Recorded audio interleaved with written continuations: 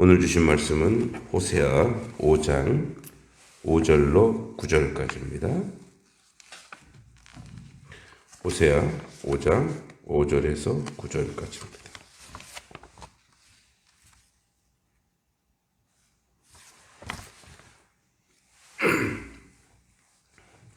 다시 한번 말씀 읽어보도록 하겠습니다. 이스라엘의 교만이 그 얼굴에 드러났나니 그 죄악으로 말미암아 이스라엘과 에브라임이 넘어지고 유다도 그들과 함께 넘어지리라. 그들이 양떼와 소떼를 끌고 여호와를 찾으러 갈지라도 만나지 못할 것은 이미 그들에게서 떠났었음이라. 그들이 여호와께 정조를 지키지 아니하고 사생아를 낳았으니 그러므로 새 달이 그들과 그 기업을 함께 삼키리로다. 너희가 기브아에서 뿔 나팔을 불며 라마에서 나팔을 불며 벳아웬에서 외치기를 베냐민이야 내 뒤를 쫓는다 할지어다. 벌하는 날에 에브라임이 황폐할 것이라. 내가 이스라엘 지파 중에서 반드시 있을 일을 보였노라. 아멘. 인생의 가장 최대의 약점은 자기 분수, 자기 현실을 때로는 깨닫지 못한다는 데 있습니다. 우리가 창조된 피조물이라는 사실을 항상 인생은 망각합니다. 그래서 자기 자신이 이제 주인이 되는 그런 착각에 빠질 우려가 굉장히 큽니다. 조금이라도 이제 우리가 주체적인 거와 자유라고 하는 것들이 우리에게 들어와서 우리 스스로 높아지려고 하는 그런 마음이 가득 차 있습니다. 그래서 사실은 인생의 가장 아주 근원적인 그런 교만 중에 하나가 이제 자존심이라고 하는 건데, 그것은 물론 자존감은 당당해야 됩니다. 그런데 하나님 앞에서 자기가 어떤 존재인지 깨닫지 못하면 이 교만함은 누구도 그것을 통제하거나 막을 수 없습니다. 이 교만함은 상대방이 타인이 해줄 수 없는 영역이에요. 왜냐하면 교만함은 인간의 아주 근원 안에 들어있는 그 악함의 본성이거든요.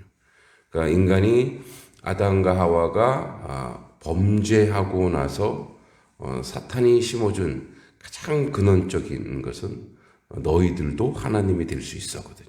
너희들도 신이 될 수 있어. 우리는 하나님을 믿는다고 하면서 항상 이 부분에 어쩌면 노출되어 있는 경우가 커요. 왜냐하면 선민 이스라엘도 그랬거든요. 하나님이 우리를 선택했어의 근거와 내용이 우리가 잘났기 때문에, 우리가 특별하기 때문에 그쪽으로 간 거예요. 그러니까 선민 이스라엘이 그런 오해를 하기 시작하는 거죠. 하나님이 우리를 선택한 건 우리가 가장 연약하고 나약하기 때문에 우리를 통해서 모든 인류가 복받는 자리, 복의 근원, 아브라함에게 얘기했듯이 복의 근원으로 가야 되는데, 그래서 복의 근원으로서 다른 사람에게 복을 주는 존재로 가야 되는데 다른 사람 앞에 자기들이 특별하고 그래서 좀 군림하려고 하는 그런 모습들이 우리 인생에게 늘 그 도전과 그 싸움 속에서 우리는 살아가고 있어요. 그래서 우리가 조금이라도 뭔가 사람들보다 뭔가 나은 것이 있다고 생각하면, 그러니까 하나님을 믿는다는 이유 때문에 그것이 감사와 은혜로 오는 게 아니라 그러니까 교만과 특권으로 가는 거예요. 그래서 이스라엘 백성이 그랬듯이 이제 우리가 예수 그리스도 안고 하나님을 믿는 믿음의 내용의 근거도 또 그렇게 갈 수 있어요. 그러니까 속된 말로 저 지옥 갈 백성들, 저 하나님 모르는 백성들, 그러니까 이런 식으로 우리가 교만에 차 있을 수 있다라는 거예요. 그러니까 우리도 마찬가지 우리를 통해서 저들이 하나님을 알고 하나님 믿는 자리로 오게 하는 것이 우리의 사명이고 우리의 역할인데, 그래서 우리는 그들을 섬겨야 되고, 그래서 우리는 그들에게 항상 하나님을 믿는 믿음의 백성으로서 겸손한 모습을, 이 겸손한 모습이라고 하는 것은 우리가 어떻게 하나님 앞에서 구원받았는가, 도저히 구원받을 수 없는 존재이지만 하나님의 구원이 우리에게 임했다, 동일하게 당신들에게도 그런 구원이 임할 것이다 의 모습이 보여져야 된다는 거예요. 그런데 도리어 그것이 이제 역효과가 일어나기 시작하는 거예요. 근데 그거는 우리가 살아가면서 항상 느끼는 게 있어요. 그래서 자기가 조금 많이 배웠다가 생각하면, 보편적인 배움보다 좀 많다고 생각하면, 조금 많이 가졌다 생각하면, 그러면은 이제 그러한 그 삶의 그 내용과 그런 모습들이 있어요. 그러니까 은근히 이제 자기를 과시하고 싶은, 이게 교회도 마찬가지고 교인들도 마찬가지고 그런 모습들이 있더라 이 말이에요. 그래서 5절에 보면 이스라엘의 교만이 그 얼굴에 드러난다니. 그러니까 이 교만함은 딱 보면은 이 얼굴에 벌써 딱 드러나요. 이 북이스라엘의 죄악을 저지르는 원인이 한마디로 교만이라는 거예요. 그래서 교만은 막 뭘 드러내면서 자랑하는 게 교만이 아니라 자기 인생의 주인이 자기가 되는 거예요. 내 마음대로 하는 거예요. 그러니까 하나님의 말씀을 거역하고 불순종하는 진짜인은 교만인데, 사울 왕은 자신을 선택해서 왕을 세우신 분, 또 전쟁에서 승리하게 하신 분이 하나님이라는 사실을 곧 잊어버립니다. 예, 이기니까 내가 능력이 뛰어나서, 그죠? 스스로 높아지는 거예요. 내 능력, 내 지식, 내 노력이라고 착각합니다. 유다도 저희와 한 가지로 넘어지리라. 그러니까 이 교만은 예외가 없어요. 그래서 교만하면 필패입니다. 교만하면 끝나는 거예요. 교만하면 사람에게도 버림받지만 이 하나님에게도 교만은 버림받게 되어 있어요. 무너지게 되어 있어요. 6절과 7절을 또 보면 그들이 양떼와 소떼를 끌고 여호와를 찾으러 갈지라도 만나지 못할 것은 이미 그들에게서 떠났었습니다. 그들이 여호와께 정조를 지키지 아니하고 사생아를 낳았으니 그러므로 새 달이 그들과 그 기업과 함께 삼키리로다. 그러니까 교만과 자기 가시로 드리는 제사는 헛된 제사인 거죠. 헛된 예배인 거예요. 예전에 아주 독특한 장면 한번 본 적이 있는데,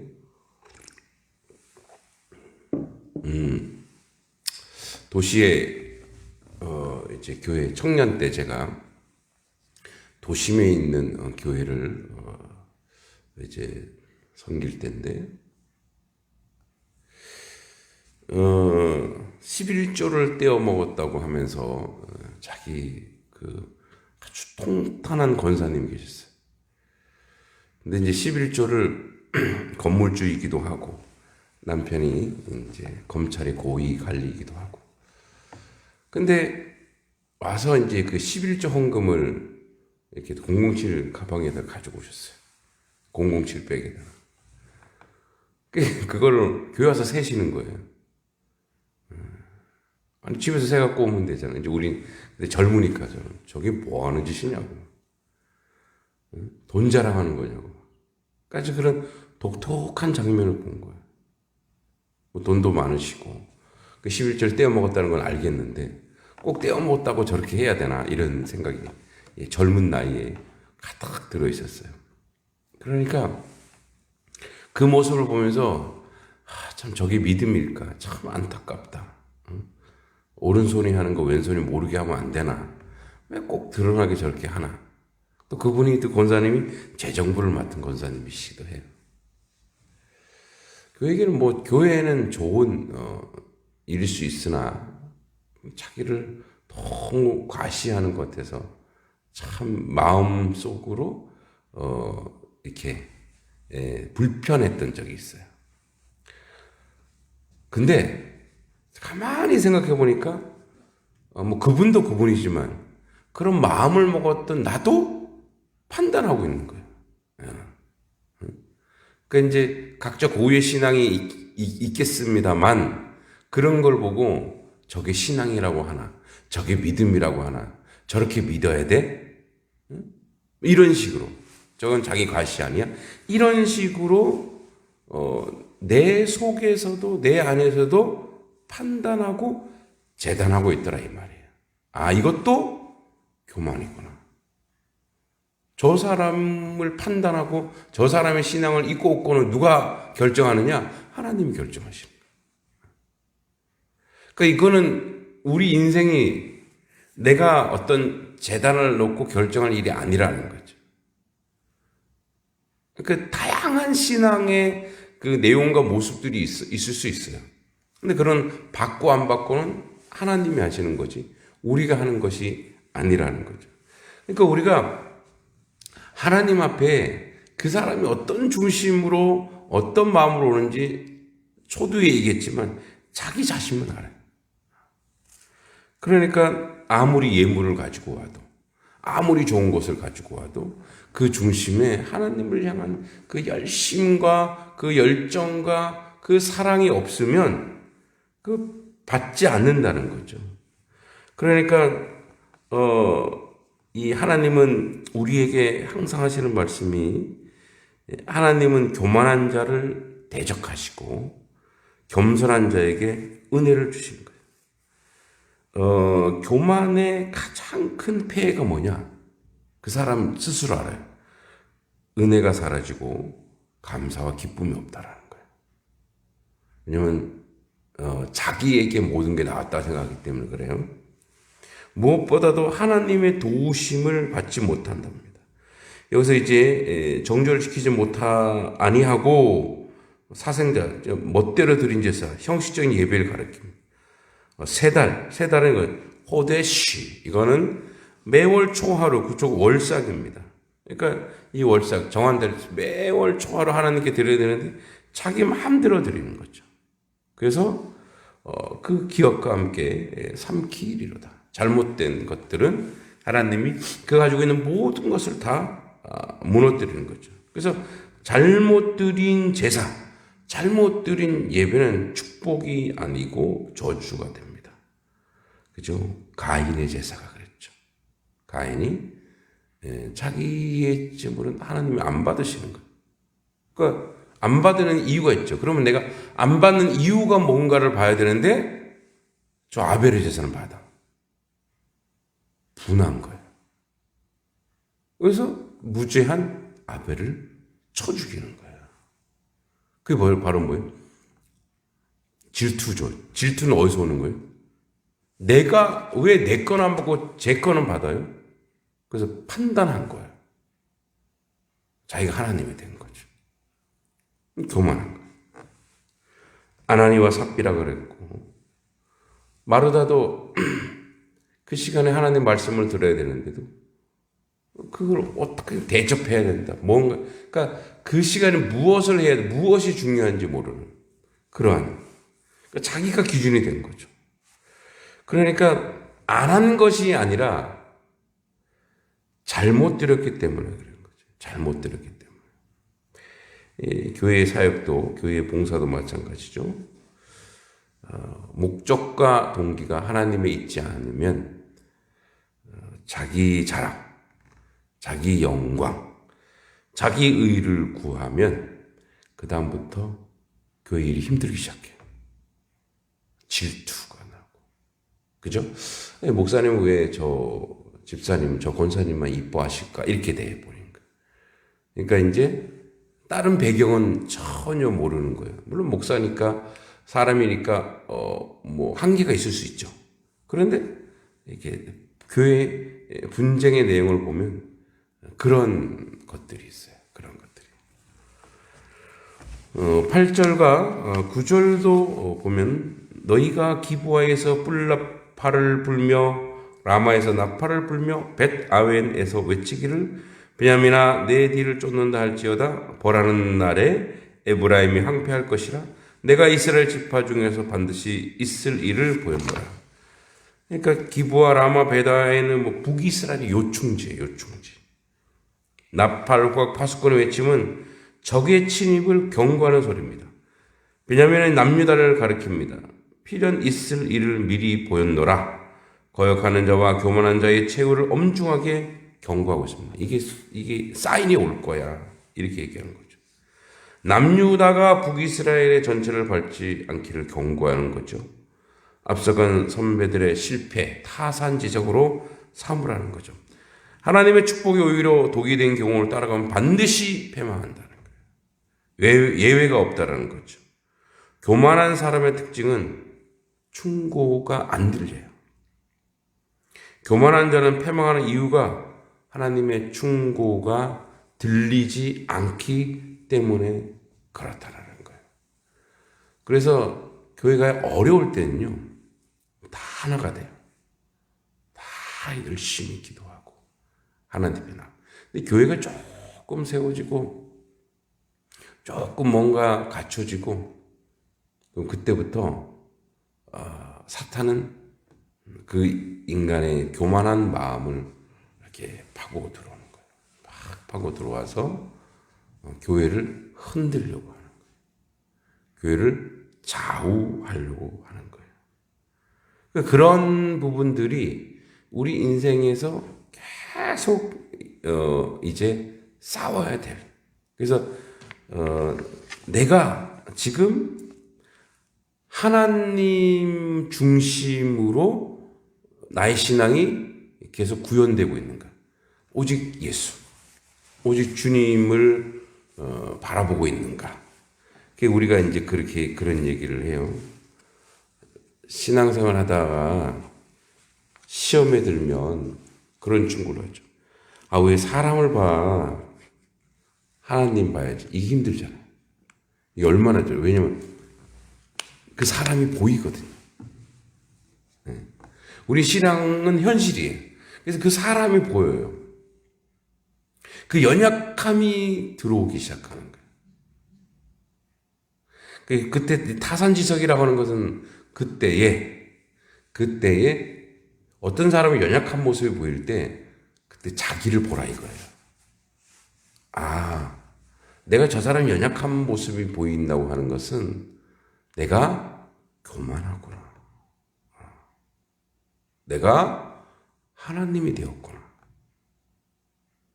그 연약한 것이 있으면 뭐예요? 허물을 덮어주라는 거예요. 그리고 기도해 주라는 거예요. 그러니까 그게 우리의 모습이고 우리의 신앙이고 그게 하나님 앞에서 겸손한 거예요. 왜냐하면 너도 그럴 수 있다라는 것을. 그렇기 때문에 그것을 덮어주고 그것을 감싸주고 그것을 사랑해주고 그가 그것을 넉넉하게 이길 수 있는 그런 자리로 그를 안내하고 인도하는 거예요.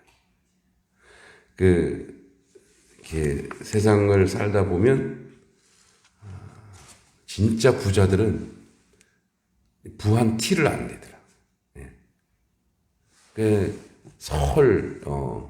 조금 돈을 벌면 그걸 자꾸만 티를 내요.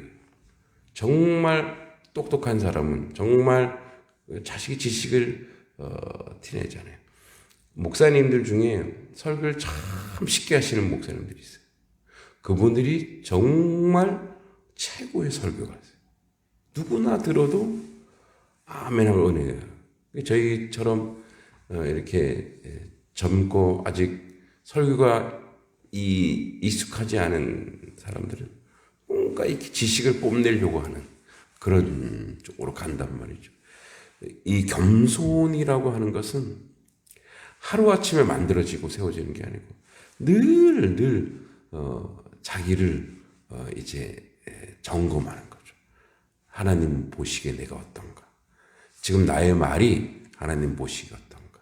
나의 생각이, 나의 행동이 하나님 보시기 어떤가? 교만 필패라면 겸손 필승입니다. 겸손하면 반드시 승리하게 되어 있습니다. 오늘도 그 겸손한 눈, 겸손한 마음으로 하나님을 가슴에 두고 그렇게 세상을 바라보는 우리 모든 성도님들 되길 간절히 소망하고 기도합니다. 우리 시간을